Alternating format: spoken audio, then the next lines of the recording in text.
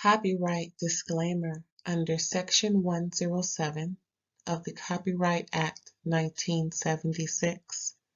Allowance is made for fair use for purposes such as criticism, comment, news reporting, scholarship, and research. Fair use is a use permitted by copyright statute that might otherwise be infringing. Nonprofit, educational, or personal use tips the balance in favor of fair use. Thank you. Now enjoy the show. Hey, aunties and uncles and everybody in between and over and under and everybody around. What's up, y'all? Thanks for tuning in to another episode of Real Housewives of Potomac, Season 9, Episode 9. Did y'all watch it? It was kind of good last night. Got some clarity on some things, especially with Stacey. But speaking of clarity, please don't forget to like. Because when you do, that means other folks can get to my videos and see what's going on. The reason being is that when you subscribe, if you haven't already, click that button. But if you have, thanks again. When you subscribe, it gets me closer to my 1,000 subscribers. So I do appreciate that. And please don't forget to share.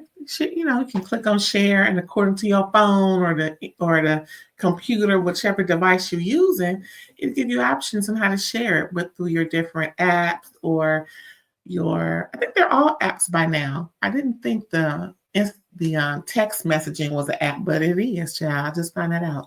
Yeah, through text message, Instagram. They got the new Blue Sky now. X or Twitter. Folks leaving that, but I'm not on there. But if you want to share on there, please let them know what's up. Come to RAERAES all day on YouTube. Yes, yes, yes. And all other apps and whatnot, and in between. But yeah, so listen. Real Housewives of Potomac. I like this season. I like this group of ladies. I can see them all coming back. Maybe not Jacqueline, because she's trying a little too hard. But I think Kiarna is actually I like Kiarna. I think it was maybe a Simply and Paola type of thing, put her on the show since she got into that squabble with that Sesame Street copyright character person. I don't remember her name. I've been calling her Sesame Street copycat, or no, Sesame Street copyright for the last year or two. I'm sorry if you listen and watch and listen, whatever your name is. I'm sorry, but we've been talking about you. I'm not gonna get into deep to all that because I wasn't there and I wasn't in it. All I know is I think she may be a sympathy hire, but I do like her. Her spunk, her charisma. She's very beautiful. We always like to look at a beautiful girl on television. Her relationship is unique. I like to explore her a little bit more. Jazzy, I didn't see much of Jazzy. Did we see? I don't even remember. I ain't got look, my notes ain't got Jazzy in it the first. So Jazzy wasn't even there. Where was Jazzy? Wherever she was missed, I guess.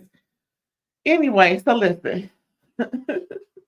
Mia's still a little trifling, So pretty much she's going back and forth with the ladies from last time, and she's going on about the fathers of my kids have, fathers. I thought G was your dad, was your kid's father. So apparently the eldest boy was through her first husband.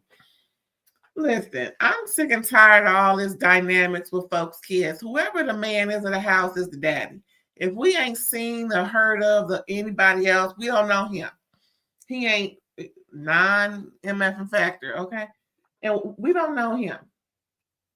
However, it is quite contradictory that, like I mentioned, Gizhell mentioned how it was quite contradictory and just a little, not a little, but a lot confusing when Mia explains how difficult it is for Gordon and her boyfriend Ink to get along, but within 24 hours she's posting pictures showing them getting along real well. I mean, a picture can add a million words. However, comma, a video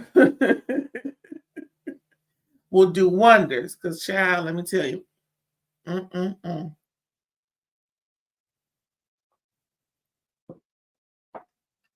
let somebody say something.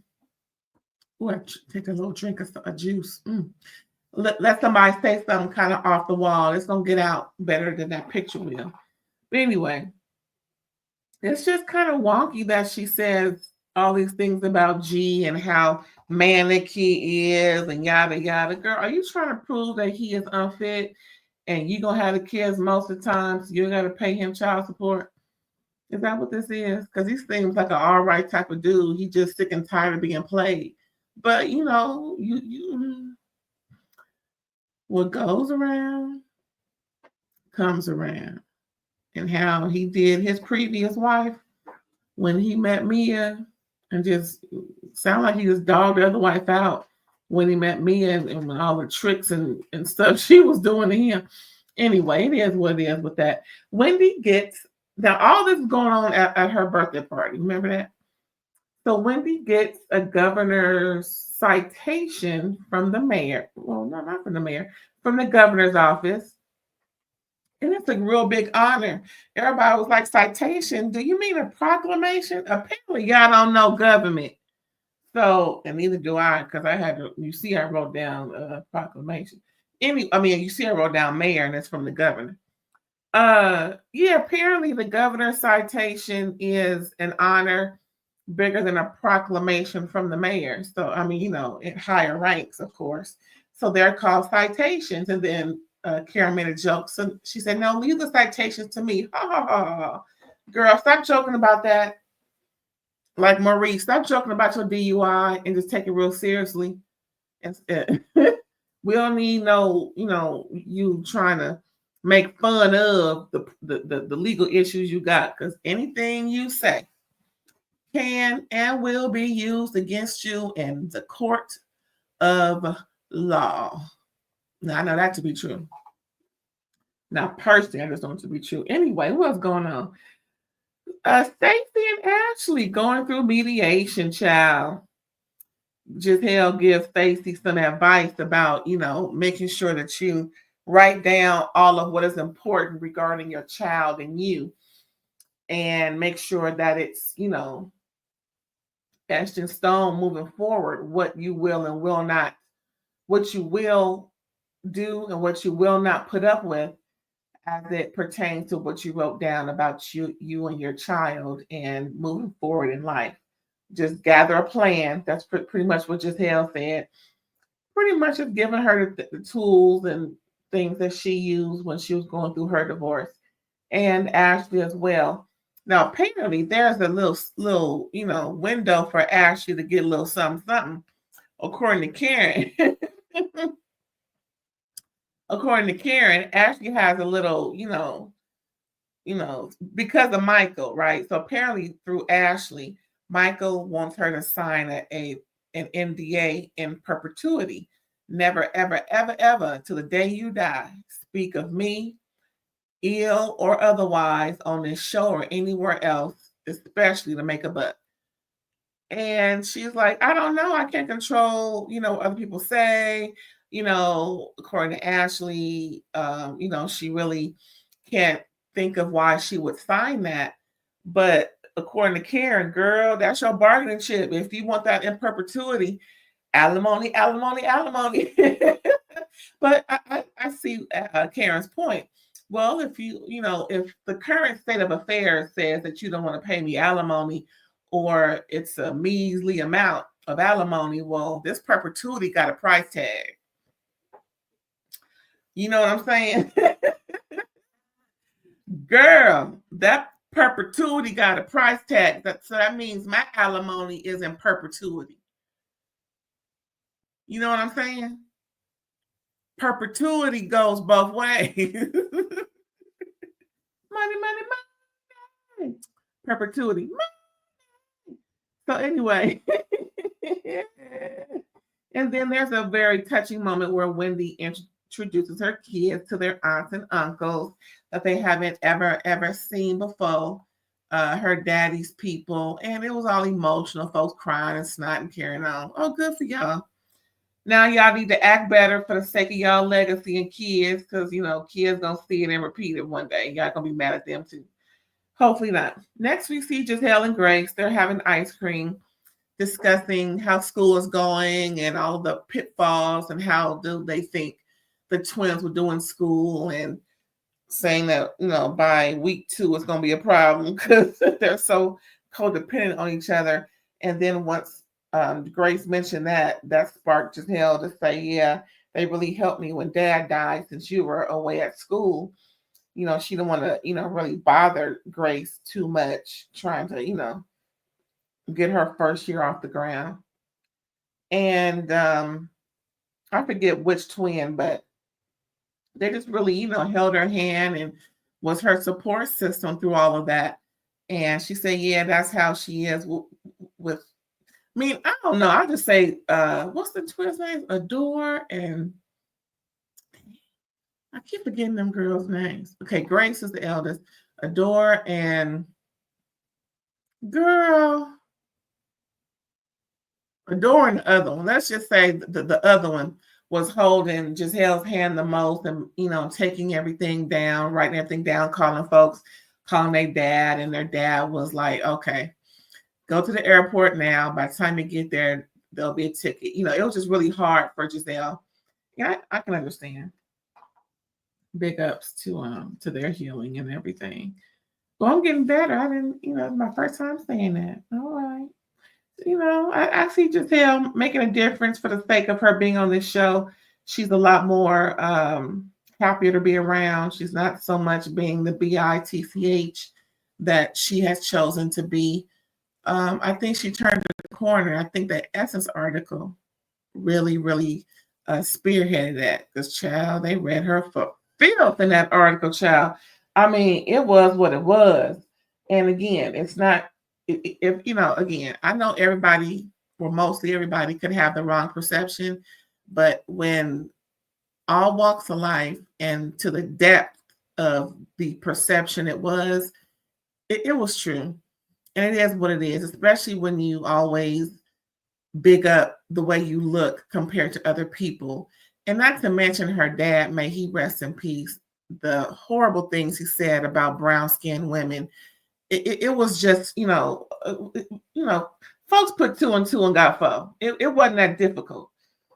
Anywho, let me get off that because I don't want to stir up no mess. Anyway, next we got Ashley getting ready for mediation, getting the kids ready. They're going to day camp, and child, she's, rehearsing all of their lineage from Wales and everything else over there in the Eastern Hemisphere. I'm like, okay, that's cute. Like I said, Ashley is a white girl and their daddy is white and they gonna raise them kids as white. She'll listen, one drop of African descent does not make you black. Let's just get that in order. And FYI, the only reason why they say one drop, they say, meaning America says one drop makes you a black person or Pan-African, is because they wanted to make sure who they could and could not discriminate against and disenfranchise and hold accountable to some crazy, nonsensical, asinine type of philosophy. So again, it's all about the culture. It's all about, it's not just, what's running through your veins. Of course, we have a conglomerate of whatever we got in our DNA. Don't get me wrong, but make no error. Make no error. It's how you live your life. It's your culture and how you do every day and what you believe in and what you uphold as an upstanding citizen and as a descendant of wherever you're from. How you represent your ancestry is what we think of you as. So don't get me wrong. Just like Brian, she may have told a story, but she has lived her life as a white woman, especially an adult, considering everything we see about her. But this is not to come against or go against anybody. I'm just expressing. Anyway, but good for her, Ashley. She's getting her mediation together and getting the kids together. She says that they're with her 7 days a week, and he gets them on every other weekend. So, she'll have a nice little something to live on. But then again, I don't believe on the custodial parent living off of the funds for the children, especially when you can make your own, as she is. However, that bargaining chip. Yeah, baby, that bargaining chip. Yeah, perpetuity. That's that bargaining chip. Yeah, baby. Now what else going on? Oh, did y'all know that Ashley did not check their seatbelt? She asked them if they was buckled in. Child, listen. Are you buckled in? Okay, vroom vroom. Let's take off. What? You ain't gonna check? Next, we see Kiarna checking in on Greg, and pretty much him checking in with her, asking how she's doing, everything. That was a real quick scene, and it kind of left off with a sour taste in my mouth because it seemed like he was trying to check her from trying to check him, and he doesn't seem like a hand-pegged dude. And I think there's something more to this. Not that it's bad, but they kind of ended that scene a little awky boo. A little awkward. You know what I'm saying? He's not just a social worker, but he has, properties and things that, he has a facility. So he's big time, of course. And of course, she wouldn't be with anybody who's not big time because she is too. I do want to see that relationship foster and grow, and for us to dig a little deeper into them and see what's the haps on the cracks. What else going on, child? Oh, next got the ladies having lunch. Stacey says a lot, child.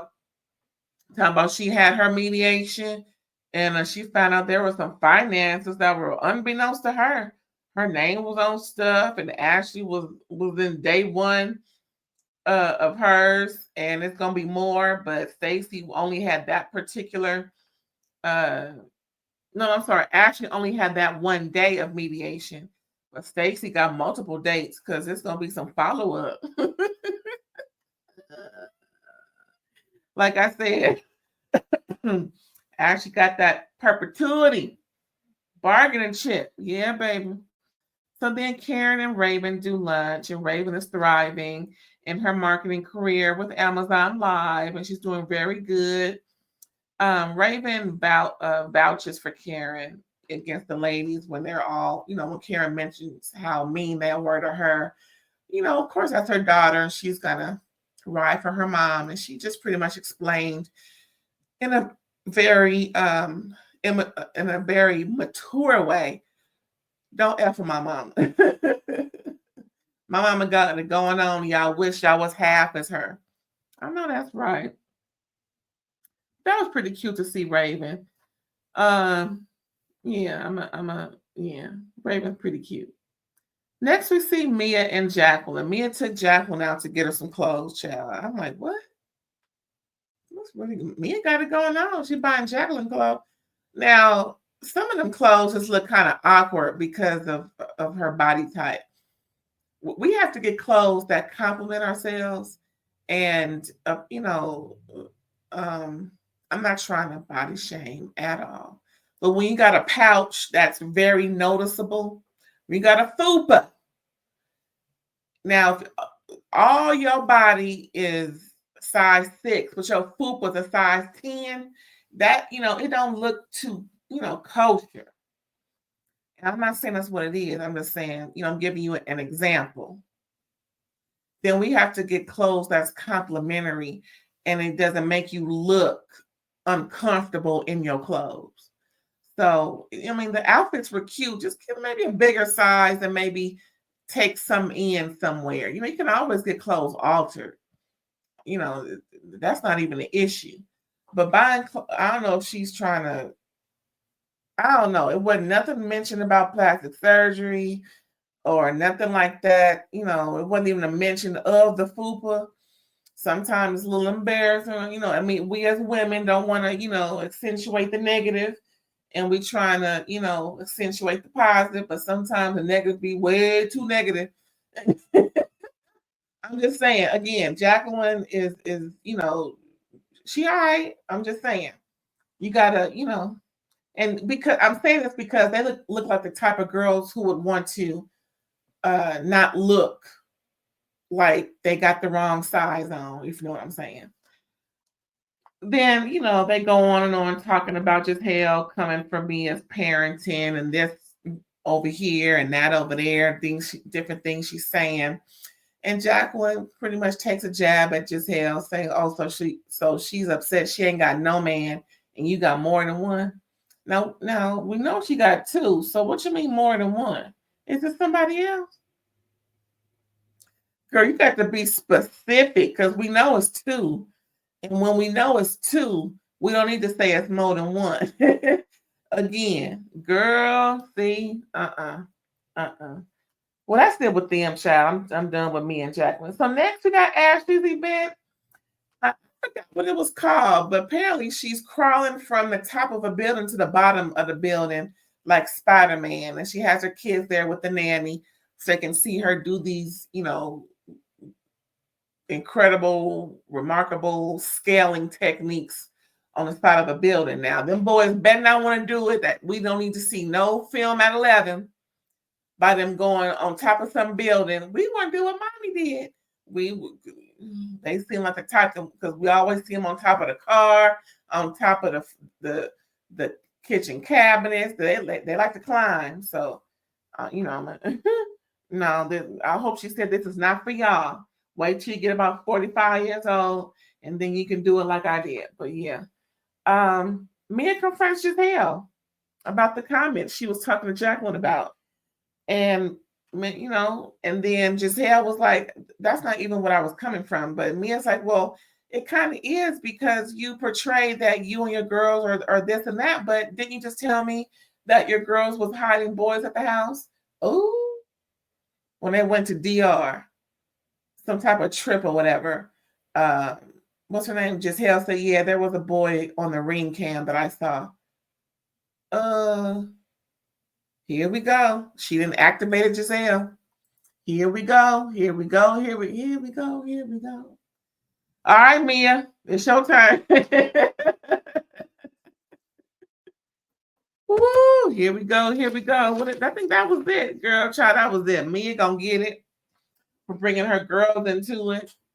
Now, here we go, Mia. You really need to understand that you don't, discuss folks cheering when you going back and forth. You could have said all that without saying nothing about her kids. I mean, just a mere mention of. But I see where Mia's coming from.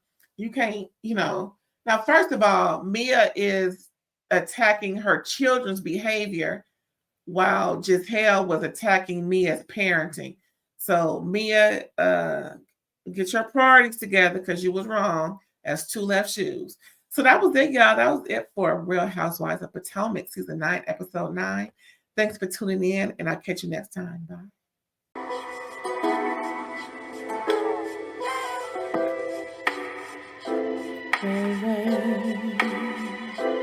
All day.